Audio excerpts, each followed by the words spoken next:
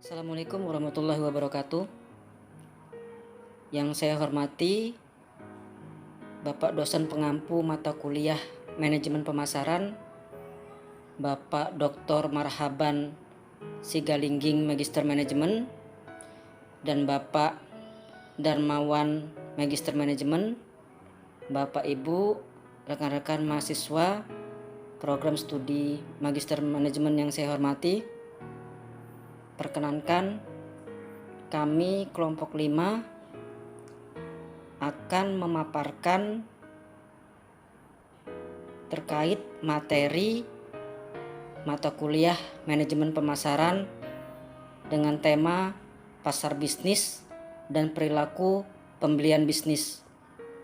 Kelompok kami terdiri dari saya sendiri, Eko Yulianto, NPM 19710029.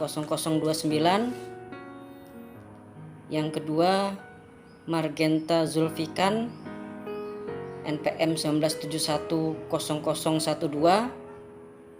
Yang ketiga, Iwan Yuliansah, NPM 19710014. Yang keempat, Dedi Wahyudi, NPM 19710005.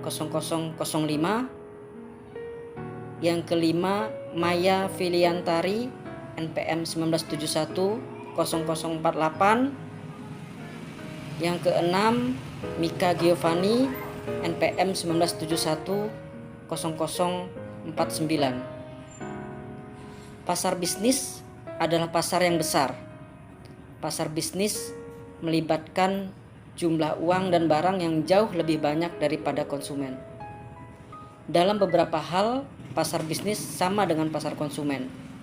Keduanya melibatkan orang-orang yang melakukan pembelian untuk memuaskan kebutuhan. Namun, pasar bisnis berbeda dalam hal dengan pasar konsumen. Perbedaan utama terletak pada struktur permintaan pasar, sifat unit pembelian, serta jenis keputusan dan proses keputusan yang dilibatkan.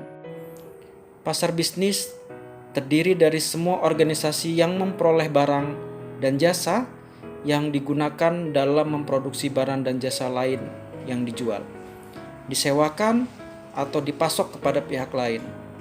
Industri utama yang membentuk pasar bisnis adalah pertanian, kehutanan dan perikanan, pertambangan, perusahaan manufaktur, konstruksi, transportasi, komunikasi, sarana umum, perbankan, keuangan, dan asuransi, distribusi, serta jasa lain.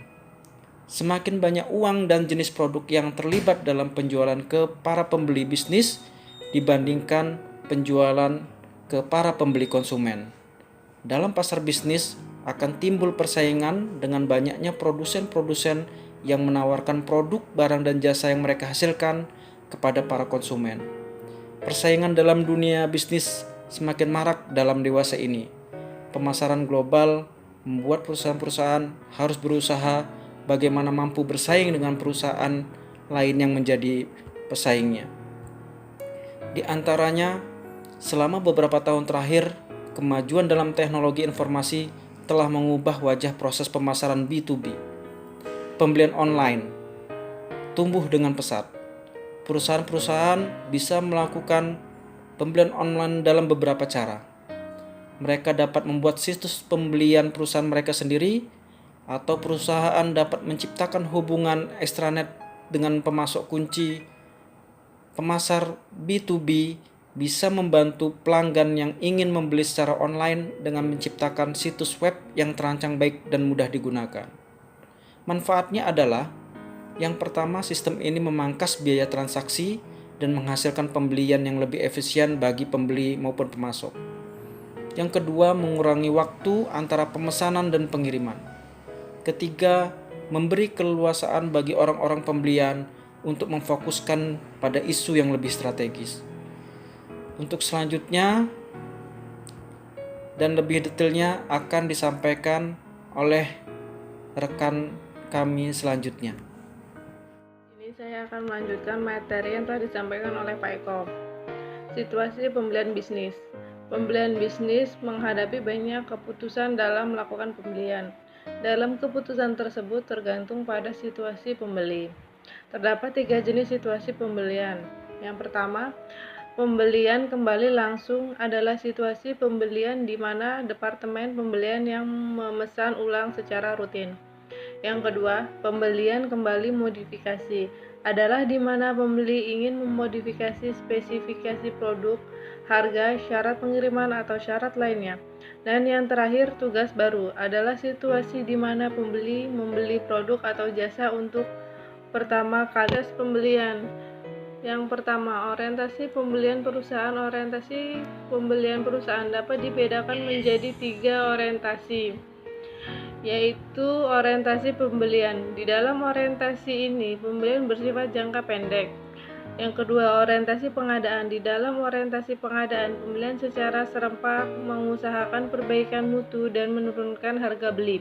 Yang terakhir merupakan orientasi manajemen rantai pasokan. Di dalam orientasi ini, peran pembeli diperluas menjadi operasi peningkatan nilai yang bersifat strategis.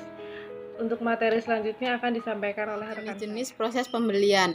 Para pemasar perlu memahami cara kerja sejumlah departemen pembelian. Departemen itu membeli banyak jenis produk dengan menggunakan proses pembelian yang berbeda-beda. Terdapat 4 proses pembelian yang berhubungan dengan produk. Yang pertama, produk rutin. Produk ini mempunyai nilai dan biaya yang rendah bagi pembeli bisnis dan risikonya kecil. Yang kedua, produk bernilai tinggi. Produk ini mempunyai nilai dan biaya yang tinggi bagi pembeli bisnis, tetapi risiko pasokannya kecil karena banyak perusahaan yang membuatnya.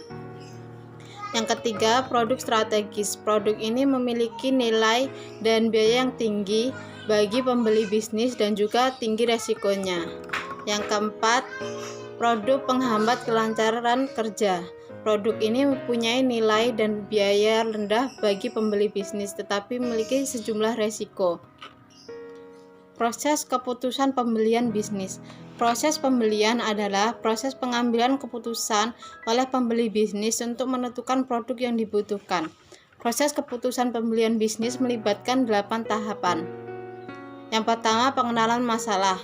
Yang kedua, deskripsi kebutuhan umum. Yang ketiga, spesifikasi produk. Keempat, pencarian pemasok. 5, pengumpulan proposal. 6, pemilihan pemasok. 7, spesifikasi peran rutin. Dan 8, tinjauan ulang kinerja. Pengertian pasar lembaga dan pasar pemerintah. Pasar lembaga terdiri dari sekolah, rumah sakit, penjara, dan lembaga lainnya yang menyediakan barang dan jasa kepada orang-orang yang menjadi perhatian mereka.